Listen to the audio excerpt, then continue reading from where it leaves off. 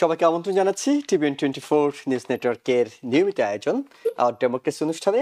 আপনাদের সঙ্গে আছি আমি ইহসান জুয়েল এবং আমাদের সঙ্গে বিশেষজ্ঞ আলোচক হিসেবে যুক্ত হচ্ছেন স্ট্যান্ডার্ড এক্সপ্রেসের সিও রাজনৈতিক বিশ্লেষক মোহাম্মদ মালেক এবং সেন্ট মেরি কলেজের assistant professor doctor Mohammad Alauddin. আপনাদের দুজনকেই স্বাগত জানাচ্ছি এবং স্বাগত জানাচ্ছি খুব আনন্দের সঙ্গে, এই কারণে যে প্রায় 2 বছর ধরে যে রক্তক্ষয়ী সংঘর্ষ ঘটেছে, যে গণহত্যা ঘটেছে, যে অমানবিক বিপর্যয় ঘটেছিল, সেটির অবসান হতে চলেছে মিশরের পর্যটন শহর শেখ শার্ম আল শেখে। সেখানে একটি চুক্তি হয়েছে ইসরায়েল এবং হামাসের মধ্যে, যেটি আমেরিকার প্রেসিডেন্ট ডোনাল্ড ট্রাম্পের দীর্ঘদিনের প্রচেষ্টা ছিল। তিনি দায়িত্ব নেওয়ার পর থেকে এই বিষয়ে নানা অগ্রগতির কথা বলছিলেন এবং শেষ পর্যন্ত সেটি সম্পন্ন হয়েছে। আমরা শুরু করতে চাই সেই শহরে সূর্যোদয়ের, অর্থাৎ একটি নতুন দিনের যে সূচনা হয়েছে সেই ছবিটি আমরা দেখাতে চাই, যে সেখানে নতুন সূর্য উঠছে, সম্ভাবনার সূর্য, যে সূর্য বলছে আর কোনো রক্তপাত হয়তো হবে না। হয়তো বলে আমরা বলছি কারণ এখনো অনেক পথ বাকি আছে। এবং সেই শহরে নতুন দিনের সঙ্গে সঙ্গে আমরা একই সঙ্গে যেটি দেখেছি, প্যালেস্তাইনে মানুষের মধ্যে স্বস্তি, মানুষের মধ্যে উল্লাস। প্যালেস্তাইনের মানুষরা আনন্দ করছে। তারা আজকে রাতে হয়তো ঘুমাতে যাবে এমন একটি নিশ্চয়তা নিয়ে যে আগামীকাল সকালে তাদেরকে লাশ হয়ে মানুষের একেবারে মরদেহে পরিণত হতে হবে না, একেবারে লাশ হয়ে পুরো পৃথিবী থেকে বিদায় নিতে হবে না। তারা উল্লাস করছে, সেই উল্লাসের ছবিটি তারা একই সাথে আল্লাহ আকবর ধ্বনি জানাচ্ছে, সেটিও আমরা একটু দেখে আসতে চাই। আমরা ধারাবাহিকভাবে আলোচনাগুলো এগোতে চাই।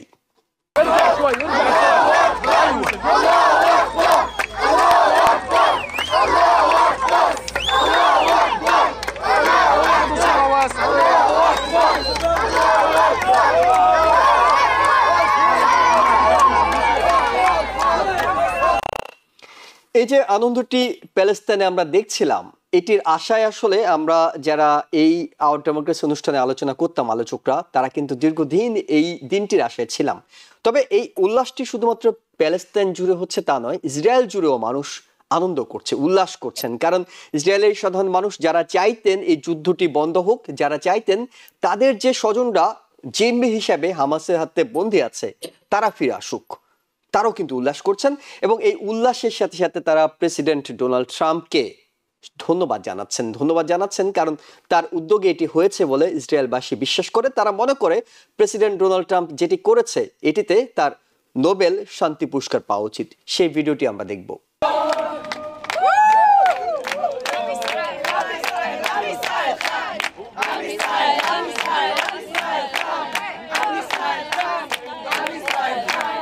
I want to thank President Trump for bringing this amazing victory. That's the name for it. That's a victory. He deserves a Nobel Prize for this, a Nobel Peace Prize for bringing this amazing deal.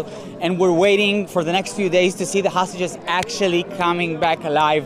That'd be, I think, the happiest days that we've had, at least since October 7th. যদিও এই শান্তি প্রক্রিয়ার সঙ্গে আমেরিকার পাশাপাশি কাতার, মিশর, তুরস্কের মতো দেশগুলো জড়িয়েছিলেন, কিন্তু একজন ব্যক্তির নামই বারবার সামনে চলে আসছে, তিনি প্রেসিডেন্ট ডোনাল্ড ট্রাম্প। এবং তিনি সর্বপ্রথম এই ঘোষণাটি দিয়েছিলেন, অর্থাৎ এই যে চুক্তিটি হতে যাচ্ছে সুখবরটি তিনি তার সোশ্যাল মিডিয়া দিয়েছিলেন। কিন্তু যে প্রশ্নটি ইসরায়েলি নাগরিক করছিলেন যে তাদের জিম্মিরা কবে নাগাদ ফেরত আসবেন, সেটির উত্তর দিয়েছেন প্রেসিডেন্ট ডোনাল্ড ট্রাম্প। তিনি বলছেন আগামী সোমবার অথবা মঙ্গলবারের মধ্যেই সব জিম্মি মুক্ত হবেন। সেই বক্তব্যটি আমরা শুনবো। We ended the war in Gaza and really, on a much bigger basis, created peace.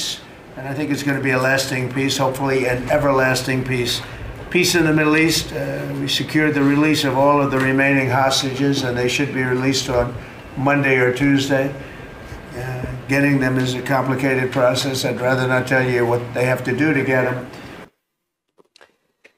অর্থাৎ চুক্তিটি হলো, যুদ্ধবিরতি কার্যকর হলো, এখন পুনরুদ্ধারের সময় গাজা পুনর্গঠনের কিংবা আসলে এটিকে ধরে রাখার, অর্থাৎ যে যুদ্ধবিরতিটি হয়েছে সেটি ধরে রাখতে হলে অনেক কঠিন চ্যালেঞ্জ রয়েছে। যদিও আমরা খুবই দুঃখজনকভাবে জাতিসংঘের এইখানে তেমন কোনো ভূমিকা আমরা দেখতে পাইনি। পুরো জিনিসগুলো এই 4-5টি দেশ কিংবা আরো কয়েকটি দেশ পিছন থেকে কাজ করেছে, তাদের উদ্যোগে হয়েছে।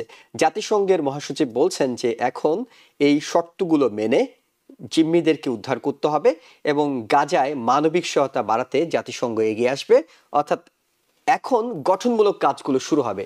জাতিসংঘ মহাসচিব অ্যান্টোনিও গুতেরেস কি বলছেন সেটি শুনে আমরা আলোচনায় যাব। I welcome the announcement last night of an agreement to secure a ceasefire and hostage release in Gaza based on the proposal put forward by President Donald J. Trump. And I commend the diplomatic efforts of the United States, Qatar, Egypt, and Turkey in brokering the desperately needed breakthrough. We have all waited far too long for this moment. Now we must make it truly count. I urge all parties to fully abide by the terms of the agreement and to fully embrace the opportunities it presents. All hostages must be released in a dignified manner. A permanent ceasefire must be secured. The bloodshed must stop once and for all. And the United Nations will provide its full support. অর্থাৎ জাতিসংঘ যেটি করে থাকে সবসময় সুন্দর সুন্দর কথা বলে থাকে, সুন্দর সুন্দর বিবৃতি দিয়ে থাকে এবং সুন্দর সুন্দর চিঠি লিখে থাকে। জাতিসংঘ মহাসচিব এখন সেই সুন্দর কথাগুলো বলেছেন, আমরা সেটা শুনেছি। আমরা আলোচনায় যাব। মোহাম্মদ মালেক, আপনার কাছে একটু জানতে চাই, এই বহু আকাঙ্ক্ষিত ঘোষণাটি আসলো, এটি ঘোষণা এখন কতটা, যেটি আমরা শুরুতে বলছিলাম যে এখন থেকে প্যালেস্তাইনে যারা প্যালেস্তাইনের নাগরিক আছেন তারা নিশ্চিন্তে ঘুমাতে যেতে পারবেন রাতের বেলা, আসলে যেতে পারবেন কিনা, কতটুকু যেতে পারবেন, কিংবা সামনে এটি আসলে কতটা চ্যালেঞ্জ বাস্তবায়ন, এবং জিম্মি মুক্তির পর অনেকেই বলছেন যে জিম্মি মুক্তির পর আবার ঘটনার পরিস্থিতি পাল্টে যায় কিনা, এমন কোনো আশঙ্কা আপনার মনে আছে কিনা? ধন্যবাদ জুয়েল। প্রথমেই আমি শুরু করতে চাই যে এই যে সিজফায়ারের যে চুক্তিটি সম্পন্ন হলো, এটি নিঃসন্দেহে সকলের জন্য একটা আনন্দের, বিশ্ব মানবতার জন্য একটা আনন্দের বিষয়। কারণ যে মানবিক বিপর্যয় গত 2 বছর ধরে আমরা দেখেছি গাজাতে, তার অবসান হবে সেই প্রত্যাশায় আমরা আসলে সবাই আনন্দিত। তো আপনি যে প্রশ্নটা করেছেন এটি কিন্তু আসলে এখন ভাবনার বিষয় এসে গেছে। দেখুন, এই গত 7 তারিখে আমি আল জাজিরার একটা রিপোর্ট দেখছিলাম। সেখানে দেখাচ্ছে একটা 2 বছরের শিশু, অর্থাৎ তার জন্ম গাজার 2 বছর একটি শিশু, যার জন্ম 7 অক্টোবর 23, যেদিন হামাস আক্রমণ করেছিল, ইসরায়েলের উপর শুরু করেছিল প্রথম। তো সেই শিশুটি গত 2 বছর ধরে বিভিন্ন ক্যাম্পে, বিভিন্ন রাস্তায়, এখানে সেখানে তার বাবা মার সাথে, মানে বাবা মা ফ্যামিলি যেখানে প্রাণ বাঁচাতে দৌড়িয়ে গেছে সেই শিশুটির সঙ্গে নিয়ে গেছে। সেই শিশুটি জন্মের পর থেকেই গত 2 বছর ধরে কি দেখেছে? গোলা বারুদের ধোঁয়া দেখেছে, গন্ধ শুনেছে, শব্দ দেখেছে এবং একটা আতঙ্কের মধ্যে তার ফ্যামিলিকে দেখেছে। এটি দেখে দেখেই তার 2 বছর পার হয়েছে। তার মানে সেই 2 বছরের শিশুটির কাছে তার পৃথিবীটা বোধহয় এরকম একটা, মানে সেই শিশুটির কাছে পৃথিবীতে এরকম যুদ্ধমত। তো সেই শিশুটির জন্য নিঃসন্দেহে একটি আনন্দের বিষয় যে সেই শিশুটি আসলে নতুন একটা বিশ্ব হয়তো দেখতে পারবে। তো দেখুন যে এটি কতটা আশা। প্রথমত কথা, এটি তো ফার্স্ট ফেজ। তো দুটি বিষয় কিন্তু আসলে ইসরায়েল এবং গাজা বা প্যালেস্টাইনদের সঙ্গে যে দ্বন্দ্বটি, তাতে 2টি জিনিস এখানে কাজ করেছে। একটি জিনিস হলো যে একটা সাময়িক একটি সমাধান আর একটু দীর্ঘস্থায়ী সমাধান। আমরা আশা করতে পারি যে সাময়িক যে সমাধান সিজফায়ার সেটি হচ্ছে, তো এটি হলো আসার কথা। কিন্তু আপনার প্রশ্নের সূত্র ধরে বলছি, দীর্ঘস্থায়ী সমাধান, এই প্যালেস্টাইন বা ইসরায়েলের সমস্যা তো আজকের নয়, 70-80 বছর ধরে চলে আসছে। সেই সমস্যাটির সমাধান হবে কিনা সেটি হলো আসলে ভাবার বিষয়। একটি জিনিসকে দেখুন যে এখন যেটুকু হলো, নিঃসন্দেহে একটা মোমেন্টাম, এটা স্বীকার করতে হবে। কিন্তু আমরা এই ভুল করলে চলবে না যে দিস ইজ অল রিজলভড, অর্থাৎ এখানে সবকিছু সমাধান হয়ে গেল। তার কারণটি হলো যে সামনে যে বিষয়গুলো আসবে, ধরে নিলাম যে যে তিনটি শর্ত মেইনলি সিজফায়ার এগ্রিমেন্টের মধ্যে হলো, একটি হলো যে হোস্টেজদের সাথে যুদ্ধ, প্যালেস্টাইনি যুদ্ধ, ফিলিস্তিনি যুদ্ধ প্রিজনারদের মুক্তির বিষয়টি, সেটি হলো ইসরায়েলি ট্রুপস তার একটা এগ্রিড লাইনের ফেরত নিয়ে গেল, গাজাতে মানবিক সহায়তা চালু হলো। এইটা মেইন, প্রথম ধাপে এই এই তিনটি হলো। এখন সামনে যে প্রশ্নটি আসবে সেটি হলো যেগুলো রিমেনিং স্টিকিং পয়েন্টস, যেগুলো অ্যাকচুয়ালি দীর্ঘস্থায়ী সমাধানের জন্য প্রয়োজন, তার একটি হলো যে হামাস, ইসরায়েল যেমন চাচ্ছে হামাসকে নিরস্ত্রীকরণ, এটি কি করে সম্ভব? হামাসকে নিরস্ত্রীকরণ করা যাবে বা হলে কিভাবে, সে পদ্ধতিটা কি হবে, উপায়টা কি হবে? আর ফিউচার রোল অফ গাজা, গাজার ভবিষ্যৎ শাসনটা কারা করবে? এটা কি হামাস করবে না অন্য কেউ? নাম্বার 3 হলো যে রিবিল্ডিং অফ গাজা, গাজা ধ্বংস হয়ে গেছে, কিছুই নাই গাজাতে, এটাকে রিবিল্ডিং করতে হবে। সে রিবিল্ডিং প্রক্রিয়াটা, প্রসেসটা কারা করবে, কিভাবে করবে? আরেকটা হলো যেটি মূল সমস্যা, প্যালেস্টাইন রাষ্ট্রের অস্তিত্ব স্বীকার করে নেওয়া। এই যে আমেরিকার মধ্যস্থতায় যে এগ্রিমেন্ট হলো যে 2 স্টেট সলিউশন, সেটির কি হবে?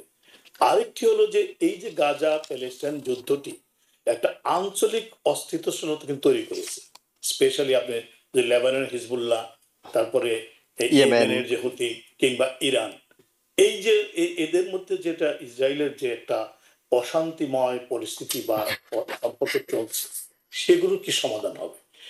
এই বিষয়গুলো যদি আপনি কোনো সমাধান করতে না পারেন, তাহলে কিন্তু এই ইসরায়েল প্যালেস্টাইনের যে মূল সমস্যাটা সেটি কখনো দূর হবে না। আবার হয়তো ভবিষ্যতে কোনো একদিন আবার নতুন রূপে আবার নতুন একটি দ্বন্দ্ব বা যুদ্ধ শুরু হয়ে যেতে পারে। কাজেই এখন বিশ্বকে ভাবতে হবে যে কি করে, স্পেশালি আমেরিকাকে দায়িত্ব নিতে হবে এগুলো সেটেলমেন্টের জন্য। তার কারণটি হলো যে দেখুন, আমরা গত 2 বছরের এগুলো নিয়ে আপনাদের এই টক শোতে প্রচুর আলোচনা করেছি। আমরা কিন্তু সবসময় একটা কথা বলেছি যে আমেরিকা চাইলেই যুদ্ধ বন্ধ হবে, তাই না? এবং গত 6 মাস ধরে আমরা বলে আসছি ট্রাম্প যেদিন চাবেন সেদিনই বন্ধ হবে। কারণ নেতানিয়াহু আমেরিকার অন্যান্য প্রেসিডেন্টকে যেরকম অবজ্ঞা করেছেন, ট্রাম্পকে কিন্তু তিনি করতে পারবেন না, সেই অবস্থায় তিনি নেই। অর্থাৎ নেতানিয়াহু ট্রাম্পকে নো বলার কোনো ক্ষমতা নেই।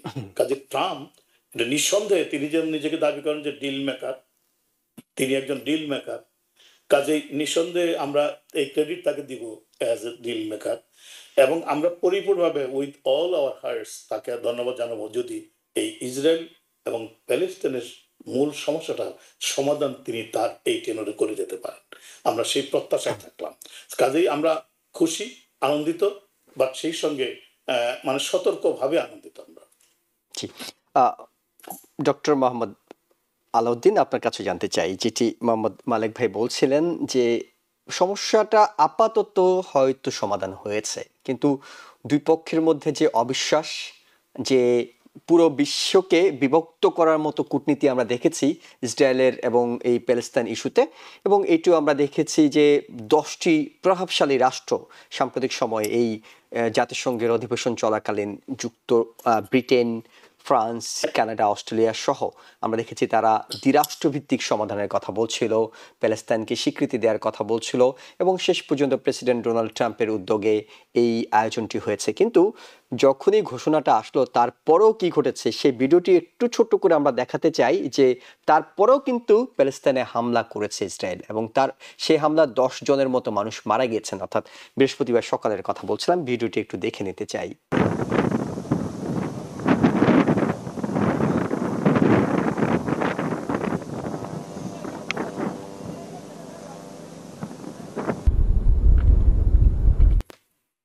ওকে, আমরা ভিডিওটি দেখলাম, যেটি ডক্টর মোহাম্মদ আলাউদ্দিন, আপনার কাছে প্রশ্নটি করতে চাই, সমাধান হয়েছে, কাগজে কলমে হয়েছে, বাস্তবায়নটা কিছুটা কঠিন, কারণ এর আগেও আমরা মার্চে দেখেছি ইসরায়েল শর্তভঙ্গ করে হামলা শুরু করেছিল আবারও।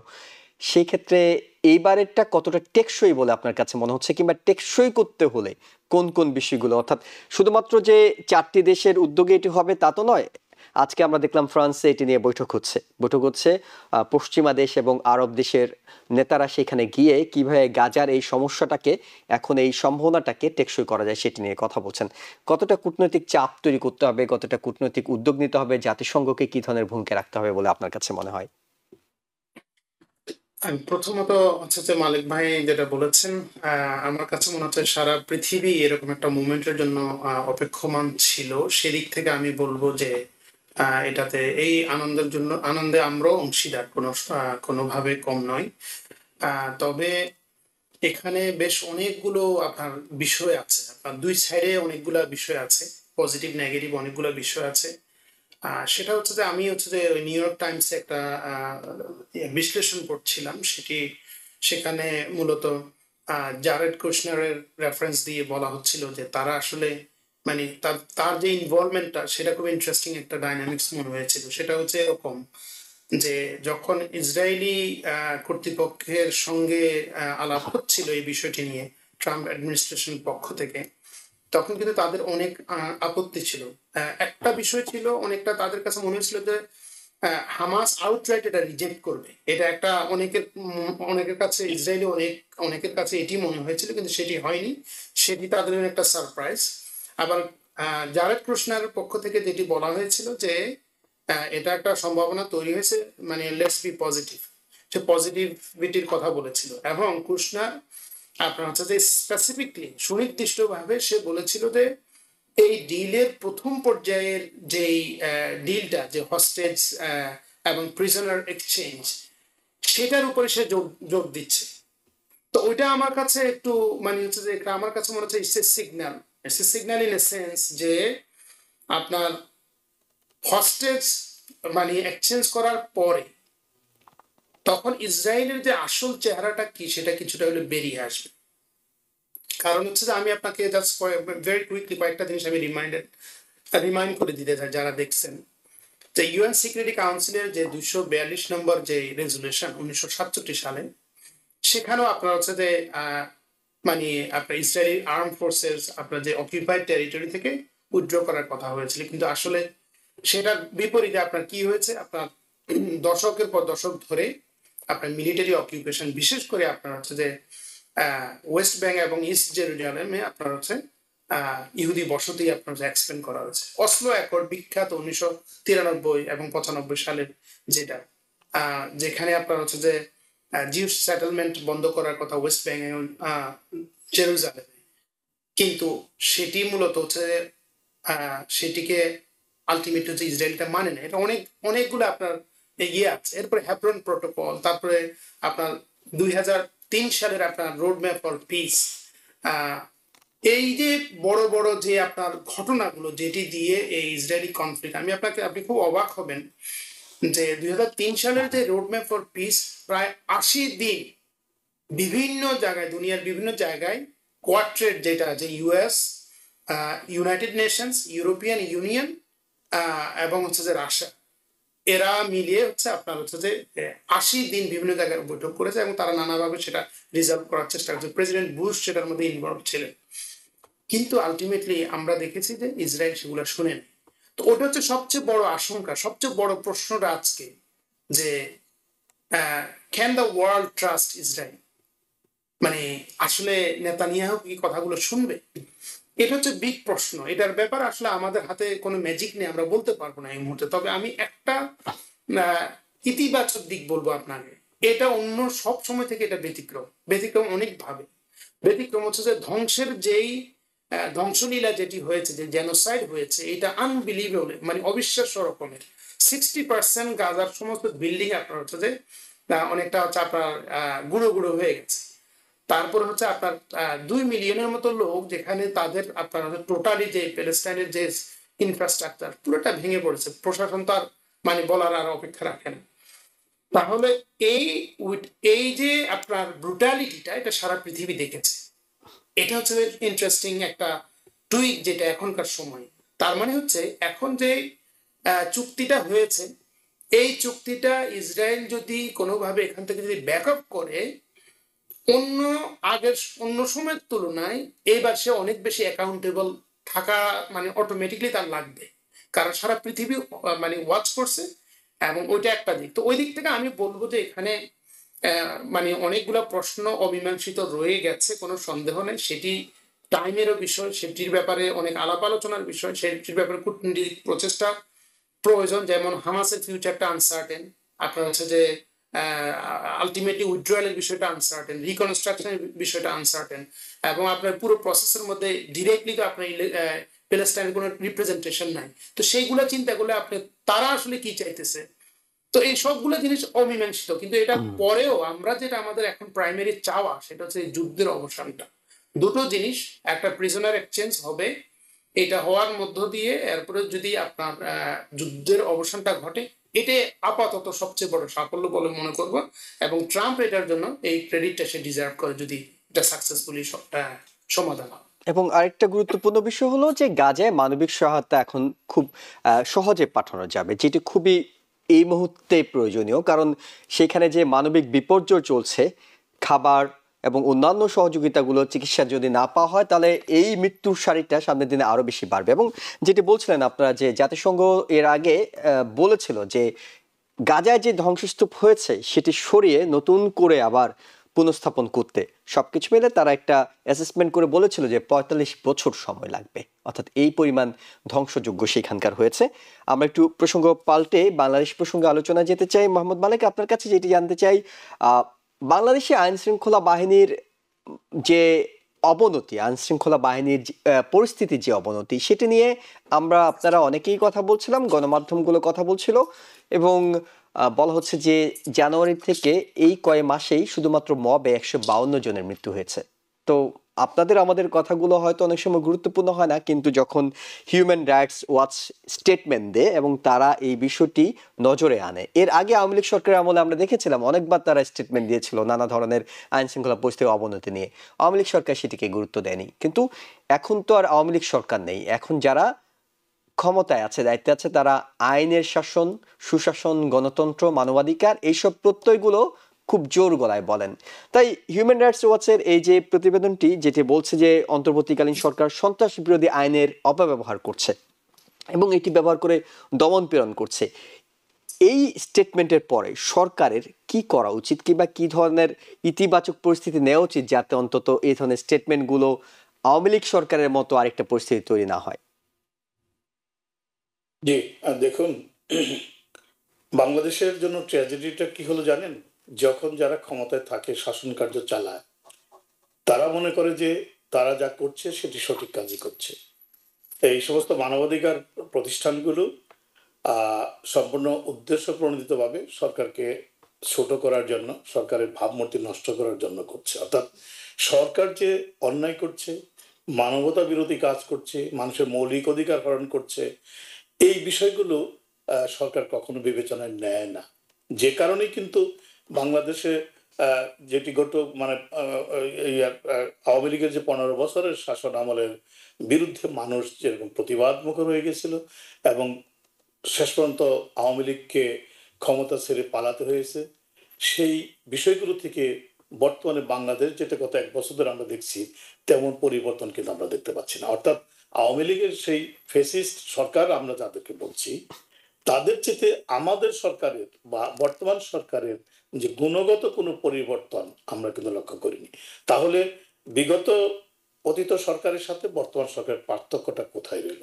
কারণ একটা দেশকে, সভ্য একটা দেশে আইন শৃঙ্খলা থাকবে, মৌলিক অধিকার সংরক্ষিত থাকবে, রাজনৈতিকভাবে কাউকে হেয় বা প্রতিপন্ন করা হবে না, কাউকে হয়রানি করা হবে না, হত্যা হবে না, গুম হবে না। এই বিষয়গুলো নিশ্চিত যারা করতে পারে তখনই কিন্তু, অর্থাৎ আমরা যাকে বলি রুলস অফ ল, এটা যখন প্রতিষ্ঠিত হবে তখন আমরা বলি যে একটা দেশে আইনের শাসন প্রতিষ্ঠা মানে একটা সভ্য দেশ হলো, একটা সভ্য সরকার দেশ পরিচালনা। কিন্তু সেগুলো কি আমরা গত ১ বছরে দেখেছি, লক্ষ্য করেছি? আমরা দেখেছি কি, একটা সময় যেমন বিগত সরকারের সময় বলা হতো মানে মগের রাজ্য এখন হয়ে গেছে মবের রাজত্ব, তার মগের রাজত্ব থেকে মবের রাজত্ব হয়েছে, তাই না? মবক্রেসি যেভাবে দেখছি, তারপর প্রতিপক্ষকে ঘায়েল করার জন্য সেই একই কায়দা, অর্থাৎ বিগত সরকার যে কায়দায় মানে বিরোধী দল বা যারা বিরোধিতা করতো তাদের প্রতিপক্ষকে ঘায়েল করার জন্য যে সমস্ত আইন বা আইন শৃঙ্খলা বাহিনীকে ব্যবহার করা হতো, এখনো কিন্তু আমরা তাই দেখছি। আপনি দেখুন গণহারে মামলা, এক একটা মামলায় শত শত লোককে আসামি করা হচ্ছে, অর্থাৎ সেই মামলায় তার সংশ্লিষ্ট আছে কি নেই একজন লোক বিদেশে আছে পুরো ঘটনার সময়, তাকেও একটা হত্যা মামলায় জড়ানো হয়েছে। এরকম বহু নজির আপনি দেখতে পাবেন। এবং কি হচ্ছে আরেকটা জিনিস, চাঁদাবাজি হতো আগে, এখন কি হচ্ছে, এখন হচ্ছে মামলা বাণিজ্য, তাই না? দখলদারিত্ব, চাঁদাবাজি তো আছেই, সে সঙ্গে নতুন একটা ফেনোমেনা যোগ হয়েছে, মামলা বাণিজ্য। অর্থাৎ মামলা দিয়ে তার কাছ থেকে চাঁদা আদায় করা হচ্ছে, না হলে তাকে গ্রেপ্তার করা হবে। এরপরেও যখন যে কোনো অপরাধ ধরে নিলাম, একটা লোকের চূড়ান্ত বিষয় না হওয়া পর্যন্ত কিন্তু আপনি তাকে অপরাধী বলতে পারেন না। হ্যাঁ, একটা লোকের বিরুদ্ধে মামলা হতেই পারে, একটা লোকের বিরুদ্ধে পুলিশ চার্জশিটও দিতে পারে, কিন্তু চূড়ান্ত বিচার হবে আদালতে, বিচারক বিচার করে দেখবেন, তারপরেই আপনি একটা লোককে মানে দোষী সাব্যস্ত করতে পারেন, তার আইন অনুযায়ী সাজা এবং হবে। হিউম্যান রাইটস কিন্তু ওয়াচ আমরা তাদের স্টেটমেন্টও কিন্তু বলছে যে যারা বিগত সরকার আমলে অপরাধ করেছে তাদের বিচার হোক, এটি না হোক এটি কিন্তু আমরা চাচ্ছি না। আমরা চাচ্ছি তাদের না, বিচার হোক, অবশ্যই কিন্তু অবশ্যই সেটি আইনি সেটাই কাঠামোর মধ্য দিয়ে, এইভাবে গণহারে গ্রেপ্তার কিংবা অন্যান্য বিষয়গুলো নিয়ে নয়। এক্স্যাক্টলি। তার মানে জি। হলো যে বিচার করা যাবে না, অন্যায় করলে বিচার হবে না তা না, তা কিন্তু কেউই চায় না, আমরা কেউ চাই না। অন্যায় করলে তার বিচার হবে, কিন্তু একটা ডিউ প্রসেস আছে বিচার, এবং একটা বিশ্বাসযোগ্যতা আছে। একটা বিশ্বাসযোগ্যভাবে অভিযোগ উত্থাপিত হবে, তদন্ত হবে, এবং চূড়ান্ত রায় না হওয়া পর্যন্ত তার যে মানবিক অধিকার, মৌলিক অধিকার, সেগুলো সেগুলো সংরক্ষণ করতে হবে। সুরক্ষার কথা আমরা বলা কি হচ্ছে। দেখলাম, দেখেন যে কতগুলো ঘটনা যে আছে, এই যে কয়েকদিন আগে যে প্রাক্তন শিল্পমন্ত্রী মারা গেলেন, নুরুল মজিদ হুমায়ুন, তার সাথে যে আচরণগুলো করেছে একজন মুমূর্ষ রোগী, মৃত সজ্জায়, তার তার সাথে কি হাসপাতাল থেকে উনি সুচিকিৎসা পেয়েছেন? পাননি। ঠিক তেমনি ভাবে আপনি দেখেন যে মঞ্চ ৭১-এর যে যাদেরকে গ্রেপ্তার করে নিয়ে যে সন্ত্রাস বিরোধী আইনে মামলা করে জেলে ঢুকিয়ে দেওয়া হলো, তো যারা মব সৃষ্টি করে সেখানে গেল, তাদের কিন্তু কোনো অন্যায় নেই, তাদের কিন্তু কোনো মানে বিচার আওতায় হলো না, বরং যারা আক্রান্ত হলো তাদের কি, আমার কথা হলো তারা যদি কোনো ষড়যন্ত্রমূলক কাজ করে থাকে তার জন্য আইনি কাঠামোর মধ্যে তাদের বিচার করা হোক। আমরা একটু হ্যাঁ। জি ডক্টর মোহাম্মদ তো আলাউদ্দিন যাই হোক, আপনার কাছে যেতে মোট চাই। কথা হলো যে আমরা যেটা দেখতে পেলাম যে আসলে গত ১ বছরে যে মৌলিক অধিকার, মানুষের যে মানে আইনের সমান ব্যবহার, এগুলো আমরা এখনো নিশ্চিতভাবে বাংলাদেশে দেখতে পাওয়া পাচ্ছি যাচ্ছে না। না। জি ডক্টর মোহাম্মদ আলাউদ্দিন, সেটি হলো যে একটি তো হলো যে মব হচ্ছে, অন্যটি হলো যে তারা স্টেটমেন্টে বলছে যে সরকার তার প্রচলিত আইনের অপব্যবহার করছে, সন্ত্রাস বিরোধী আইনের। তৃতীয় যে বিষয়টি তারা উল্লেখ করছে সেটি হলো সরকার রক্ষণশীল গোষ্ঠীকে নিয়ন্ত্রণ করতে ব্যর্থ হচ্ছে। অর্থাৎ অনেক ধর্মীয়, রাজনৈতিক কিংবা সামাজিক সংগঠন যারা ধর্মের নাম ব্যবহার করে কিছু মব তৈরি করছে, কিছু নিয়ম তারা নিজের হাতে তুলে নিতে চাইছে এবং সেটি প্রয়োগ করতে চাইছে। এটিও কিন্তু সরকার নিয়ন্ত্রণে ব্যর্থ হচ্ছে বলে তারা মনে করছে। আপনি কতটা একমত হবেন? প্রথমত হচ্ছে আসলে তারা কাদেরকে যে নিয়ন্ত্রণ করতে পারছে সেটি আসলে বলা খুবই মুশকিল আসলে। আমার কাছে মনে হচ্ছে যে আমরা যদি একেবারে সততার জায়গা থেকে যদি এই গভর্নমেন্টের যে ভূমিকা সেটাকে যদি আমরা যদি বিচার করি, আসলে যেই কমিটমেন্ট এবং যেই পারপাস নিয়ে ওনাদেরকে এই অন্তর্বর্তী সরকারের পজিশনগুলোতে বসানো হয়েছে, ওনারা আসলে সেই দায়িত্ব কি পালন করেছেন, কতটা পালন করেছেন, সেটা হচ্ছে যে সবচেয়ে বড় প্রশ্ন। তো আমরা তো এখন এগুলা দেখছি, কোনো সন্দেহ নাই। মালিক ভাই বেশ কিছু জিনিস নিয়ে আসছেন, ওনার সাথে মবের জায়গায় আমি ওনার সাথে একমত হব, এবং আইন শৃঙ্খলা পরিস্থিতির যে কন্ট্রোলের জায়গা, নিয়ন্ত্রণের জায়গায় যে দুর্বলতা আছে সেই জায়গায় আমি একমত হব। তবে আমি বলবো একই সময়ে এটাও আমাদের চিন্তা করতে হবে যে দুই তিনটা বিষয় যেটি আমাদের ভুলে গেলে কখনো চলবে না। নাম্বার ওয়ান, যে 16-17 বছরের যেই দুঃশাসন, যে ফ্যাসিজম, সেটার মধ্যে বাংলাদেশের প্রত্যেকটা প্রতিষ্ঠানের যে একেবারে মানে ভেঙে পড়ার যে পরিস্থিতি, সেখান থেকে আজকে যদি আমরা যদি প্রত্যাশা করি যে সবকিছু রাতারাতি চেঞ্জ হয়ে যাবে, এটা আসলে আমরা প্রত্যাশা অবশ্যই করব। বাংলাদেশের ভালো মন্দ অবশ্যই আমরা এটা আমাদেরকে বদার করবে এবং সেই জায়গা থেকে আমরা চাইব, কিন্তু এটার বাস্তবতা আসলে অনেক বেশি কঠিন। কারণ অন্তর্বর্তী সরকার তো হচ্ছে কয়েকজন ব্যক্তি, কিন্তু তাদের যে এজেন্ডাটা যারা বাস্তবায়ন করবে প্রশাসনের বিভিন্ন স্তরে এবং সরকারের বিভিন্ন সংস্থাগুলো, আপনি একেবারে একটা ইউনিয়ন থেকে শুরু করে আপনি যদি সর্বোচ্চ জায়গা পর্যন্ত আপনি চিন্তা করেন, প্রাতিষ্ঠানিক কোনো সিস্টেম পুরো জায়গাটাতে। তো সেটার একটা খেসারত মানে জনগণকে দেয়া লাগতেছে, আমরা সেটা দেখতেছি যে অনেক মব হচ্ছে বা এই ধরনের বিষয়গুলো হচ্ছে, কিন্তু এই জায়গাটাও খুবই ইম্পর্টেন্ট। এরপরে হচ্ছে যে আরো একটা বিষয় যেটি, সেটি হচ্ছে যে যেই অভ্যুত্থান বা বিপ্লবের মধ্য দিয়ে আপনার হচ্ছে যে শেখ হাসিনা সরকারের যে পতন হয়েছে, এর পরে যে কোনো আপনি দুনিয়ার ইতিহাস যদি আপনারা ঘাটাঘাটি করেন দেখেন, তাহলে আপনি দেখবেন যে এই অভ্যুত্থান বা বিপ্লব পরবর্তী পরিস্থিতি সবসময় ঘোলাটে থাকে। শুধু ঘোলাটে না, সেখানে অনেক আপনার হচ্ছে হত্যাযজ্ঞ ঘটে, সেখানে আপনার হচ্ছে রেপ ঘটে, অনেক ধরনের।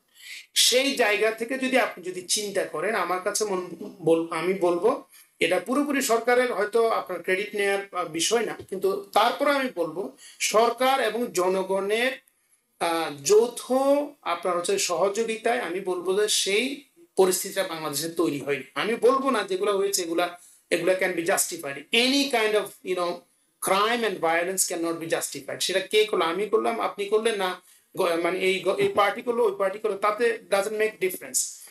একটা ক্রাইম, সেটা ক্রাইম যেই করুক সেটা সবার ক্ষেত্রে প্রযোজ্য। তো আমি বলবো যে এই সরকারের দুর্বলতা আছে, কিন্তু এই সরকারের আপনার এটা তো একটা অন্তর্বর্তী সরকার, তার একটা পলিটিক্যাল কমিটমেন্টের জায়গাও তার উইকনেস বা হচ্ছে তার ইনকেপাবিলিটি আছে।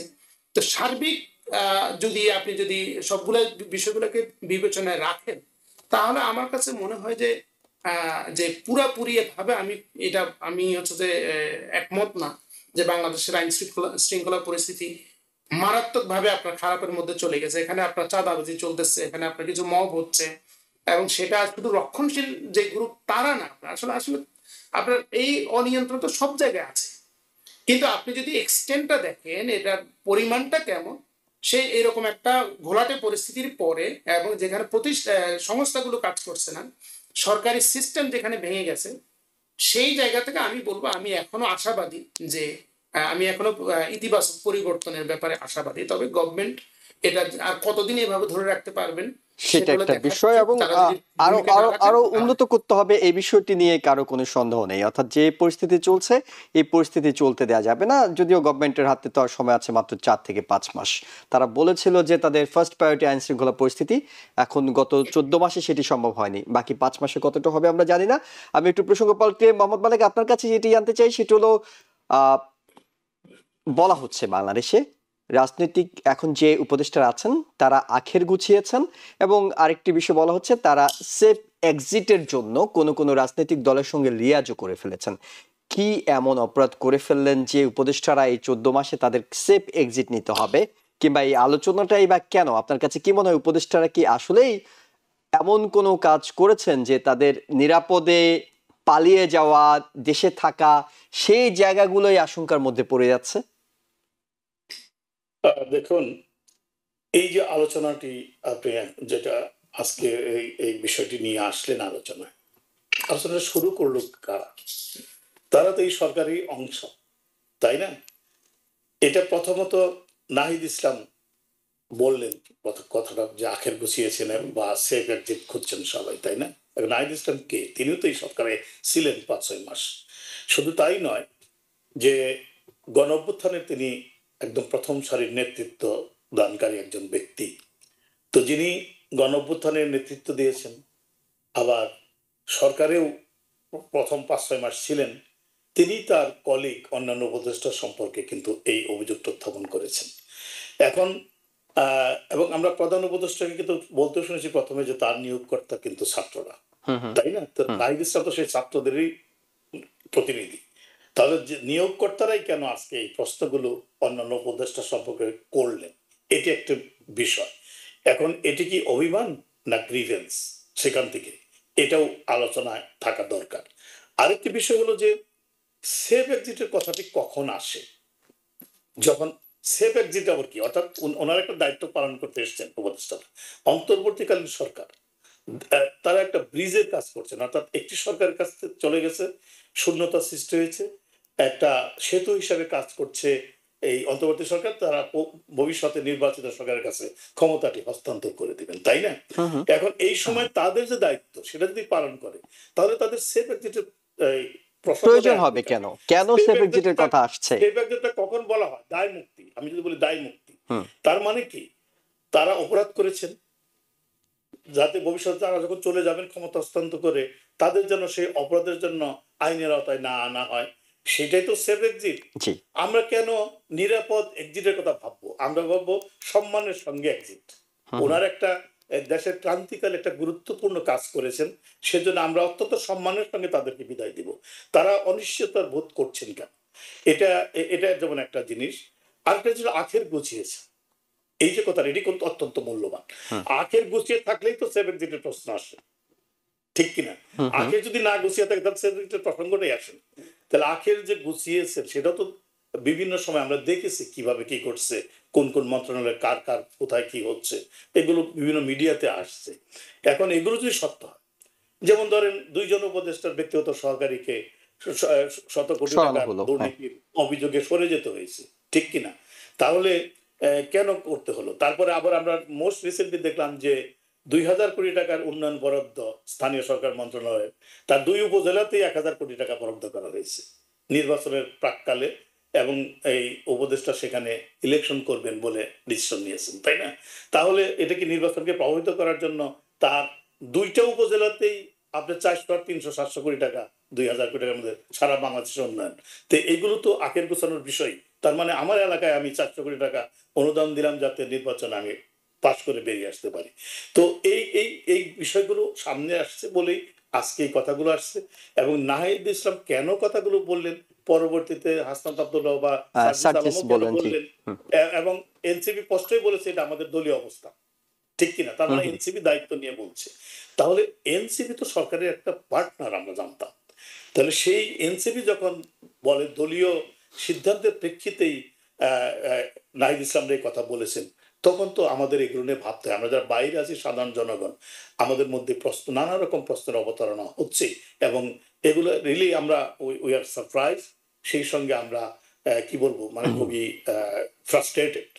আমরা আসলে এটি প্রত্যাশা করিনি। জি, আমি ডক্টর আলাউদ্দিন আপনার কাছেও এটি জানতে চাই। সেটা হলো যে যেটি মোহাম্মদ মালেক বলছিলেন যে এনসিপি কেন বলছে, যেখানে এনসিপির একজন উপদেষ্টা, যিনি এনসিপি অর্থাৎ এই ছাত্রদের বৈষম্যমূলক ছাত্রদের এই একজন প্রতিনিধি হিসেবে এখনো সরকার আছেন, আসিফ মাহমুদ সজীব ভুঁইয়া, যার মন্ত্রণালয় নিয়ে এত অভিযোগ, অর্থাৎ আখের ঘুচানোর কথা যদি থাকে তো তার মন্ত্রণালয়ের দিকে 1 নম্বরে আঙ্গুল যায়, সেটি এনসিপি বলছে।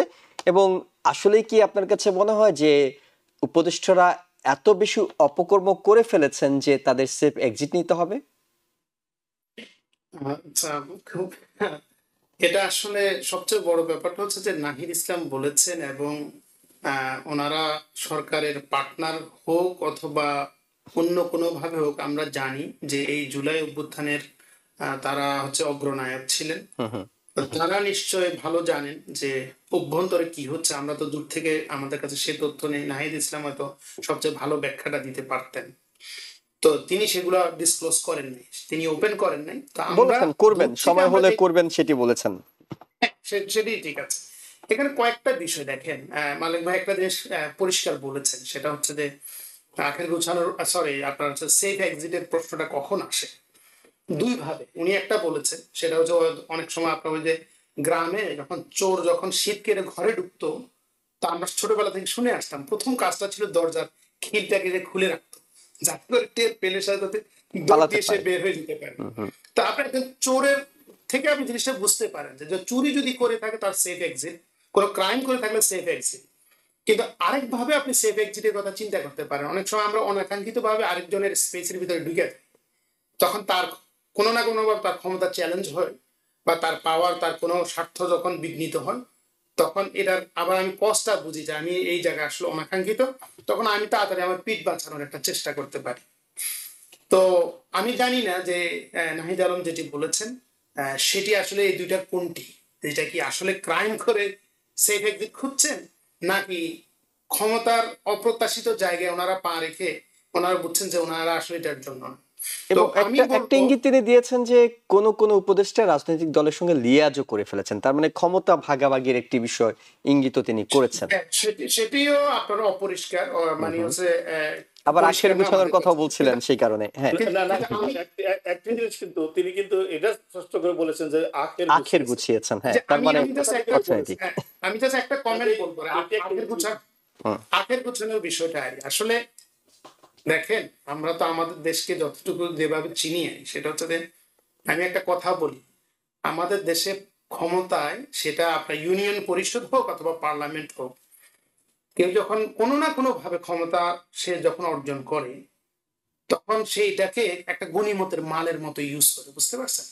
আবার অনেকে বলে পৈতৃক সম্পত্তি, মানে কোনো এটার কোনো ইয়ে নাই, মানে সুযোগ পেলেই আপনার হচ্ছে তার খেতে হবে, সুযোগ পেলেই তার এটা নিয়ে নিতে হবে। হ্যাঁ, তো আপনি একটা জিনিস খুব চিন্তা করেন যে নাহিদ ইসলাম যদি ফ্রাস্ট্রেটেড হয়, এনসিপি যদি ফ্রাস্ট্রেটেড হয়, এটা তো অমূলক কোনো কিছু না। কারণ হচ্ছে জুলাই অভ্যুত্থানে অসংখ্য জীবনের বিনিময়ে আজকে এই পর্যন্ত এসেছে। যে লোকগুলাকে ট্রাস্ট করে উপদেষ্টা পদে বসানো হয়েছে, আমি আজও বুঝতে পারি না যে ওনারা আসলে 1 বছরে দৃশ্যত ওনারা কি করেছেন। আমি আপনাকে একটা কথা বলি, সরকারি অফিসে আপনি যখন বস হন, আমাদের দেশে কি হয়, গেলে আপনাকে সিগনেচার করতে হয়। আপনি সিগনেচার করতে করতে দেখবেন যে আপনার লাঞ্চের সময় হয়ে গেছে, আবার সিগনেচার করতে করতে আপনি দেখবেন আপনার বাসায় চলে যাওয়ার সময় হয়েছে। হ্যাঁ, এই ননসেন্সের ভিতরে থেকে আপনি যদি মনে করেন যে আপনি জুলাইয়ের চেতনাটাকে আপনি ধারণ করেন আর আপনি বাংলাদেশের ইতিবাচক পরিবর্তনের কাজ করেন, এইভাবে তো সম্ভব না আসলে ভাই। ওখানে তো আপনাকে রেডিক্যাল ডিসিশন নিতে হবে। আপনি যদি বাংলাদেশের ভঙ্গুর সিস্টেম এবং হচ্ছে যে ননসেন্স সিস্টেমটাকে যদি মনে করেন যে ওইটা ফলো করে আপনি চেঞ্জ করবেন, আপনার তো ওই টাইমও নেই। আপনি করবেন কিভাবে? আপনাকে তো প্রায়োরিটি ঠিক করতে হবে যে কোন জায়গাগুলো করে আপনি দেশের একটা যে কয়টা আপনার প্রায়োরিটি, বিচার একটা প্রায়োরিটি, নির্বাচনের পরিবেশ সৃষ্টি করা একটা প্রায়োরিটি, এটার সাথে রিলেটেড কতগুলো রিফর্ম প্রায়োরিটি, অগ্রাধিকার ভিত্তিতে আপনি এই কাজগুলো করে, এটাই আপনার কাজ। এখন এই কাজগুলো তো আপনার স্টুডেন্টরা যেভাবে ধারণ করে, সেটা তো আপনার হচ্ছে এই উপদেশটা, ওনারা তো হচ্ছে যে আগের প্রথাগত সিস্টেম থেকে আসা, এদের মধ্যে অনেকে আমলাও আছেন, ওনারা তো ওই সিগনেচারের কাজই করেছেন। ওনাদের তো আসলে মানে এটার বাইরে, এই বক্সের বাইরে গিয়ে ওনাদের চিন্তা করার ক্ষমতার ব্যাপারে আমার যথেষ্ট মানে হচ্ছে যে সন্দেহ আছে। তো এই জায়গাগুলো ফ্রাস্ট্রেশন ক্রিয়েট করছে এবং এটা আমাদেরকে হতাশ করবে। বাংলাদেশের এরকম একটা আপনার হচ্ছে যে ক্রিটিক্যাল মোমেন্টে ওনারা যদি ফেল হন, এটা কখনো এই জেনারেশনও আপনার ভুলবে না এবং জাতি হিসেবে আমরা তাদেরকে ক্ষমা করব না। তো এই জায়গায় ওনাদের অনেক ধরনের ঘাটতি আছে। ওটা একটা সেফ এক্সিটের বিষয় হতে পারে, অর্থাৎ এই ব্যর্থতা, অদক্ষতা, অযোগ্যতা, অক্ষমতা, নানা ধরনের বিশেষণ নিয়ে শেষ পর্যন্ত যদি তাদেরকে এই 2026 ফেব্রুয়ারিতে বিদায় নিতেই হয়, তাহলে সেটাও নিঃসন্দেহে এক ধরনের অর্থাৎ জুলাই চেতনা থেকে সেফ এক্সিটের একটা বিষয় হয়তো চলে আসতে পারে। যাই হোক, আমাদের সময় শেষ হয়ে গিয়েছে। আপনাদের দুজনকে অসংখ্য ধন্যবাদ আপনাদের মতামত এবং সময়ের জন্য। দর্শক যারা দেখছিলেন সবাইকে ধন্যবাদ জানিয়ে শেষ করছি। আগামীকাল আবারও রাত 8টায় আওয়ার ডেমোক্রেসি অনুষ্ঠান দেখার আমন্ত্রণ জানিয়ে ভালো থাকবেন। TBN 24 টেলিভিশন দেখতে আজই কল করুন 7187776556। লগ ইন করুন www.totalcablebd.com। নিউ ইয়র্ক থেকে সম্প্রচারিত TBN 24 টেলিভিশন বিশ্বজুড়ে বাঙালির কণ্ঠস্বর।